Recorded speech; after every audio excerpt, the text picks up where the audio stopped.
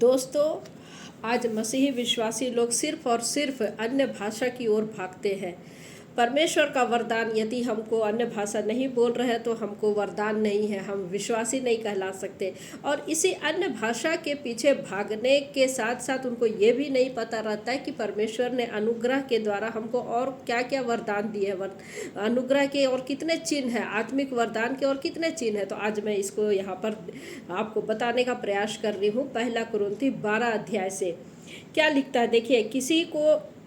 क्योंकि एक को आत्मा के द्वारा बुद्धि की बातें, दूसरे को आत्मा के द्वारा ज्ञान की बातें, किसी को उसी आत्मा से विश्वास की और किसी को उसी एक आत्मा से चंगा करने का वरदान दिया जाता है, पर किसी को सामर्थ्य के काम करने की शक्ति, और किसी को भविष्यवाणी, और किसी को आत्माओं की परख, और किसी को अनेक प्रकार की भाषा, और किसी को भाषाओं का अर्थ बताना। तो यहाँ पर हम 9 प्रकार के चिन्ह देखते हैं, या 9 प्रकार के वरदान को हम लोग देखते हैं, जो कि कुरिन्थी की कलीसिया के लिए पौलुस जो कि कह रहा है। रोमियो की पत्री 12वां अध्याय में हम लोग देखते हैं, वहाँ पर भी कुछ है जो कि वचन हमको बताता है। रोमियो की पत्री उसका 12 अध्याय 6 पद से, क्योंकि जब उस अनुग्रह के अनुसार जो हमें दिया गया, हमें भिन्न भिन्न वरदान मिले हैं, तो जिसको भविष्यवाणी का दान मिला हो वह विश्वास के परिमाण के अनुसार भविष्यवाणी करे। यदि सेवा करने का दान मिला हो तो सेवा में लगा रहे, और यदि सिखाने वाला हो तो सिखाने में लगा रहे। जो उपदेशक हो वह उपदेश देने में लगा रहे। दान देने वाला उदारता से दे, जो अगुवाई करे वह उत्साह से करे, जो दया करे वह हर्ष से करे।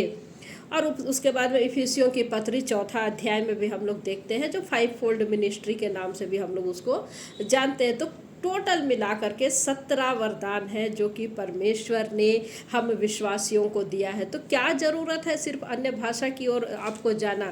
आप बुद्धि मांग सकते हैं, आप ज्ञान मांग सकते हैं। कितनी अच्छी बातें यहाँ पर पौलुस हम लोगों को बताता है 12 अध्याय में जो हम लोग यहाँ पर पढ़े। आप ज्ञान की बात मांग सकते हैं, विश्वास में स्ट्रॉन्ग मांग सकते हैं, चंगाई करने का मांग सकते हैं, सामर्थ्य के कार्य करने की शक्ति मांग सकते हैं, आत्माओं की परख जो कि बहुत ज़रूरी है।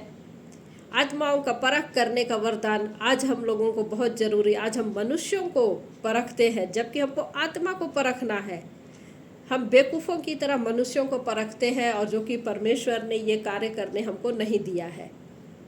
जो कार्य परमेश्वर ने हमको नहीं दिया वो कार्य हम करते हैं, और जो कार्य करने के लिए हमको दिया उसको हम लोग नहीं कर पाते हैं। तो इतने सारे वरदान है, तो क्या ज़रूरत है कि हम सिर्फ अन्य भाषा की ओर भागे? बाकी के तरफ भी भागिए, आपको अवश्य ही परमेश्वर का अनुग्रह और आशीष मिलेगा। जय मसीह की।